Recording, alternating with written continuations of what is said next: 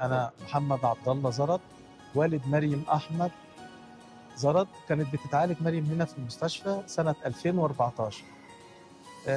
لقينا هنا في المستشفى رعاية صحية فوق من ال5 مليون. زائد إن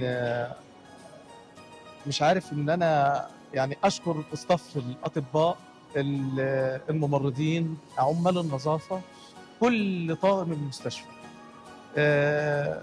بعد ما مريم اتوفت، نظرا ان المرض غلبها، مش عشان عجز في اي شيء هنا، لقينا ان احنا لابد ان احنا نرد الجميل للمستشفى.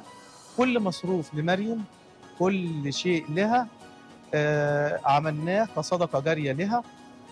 حتى ميراثها كقطعه ارض بنعمله مشروع ميزان بسكول ليها، متبرعين بيهم المستشفى تبرع كامل، وبالارض زائد المشروع. وده مش هنقدر نوفي ولا نقدر نقول كلمه شكر للمستشفى واطفال اللي موجودين في المستشفى.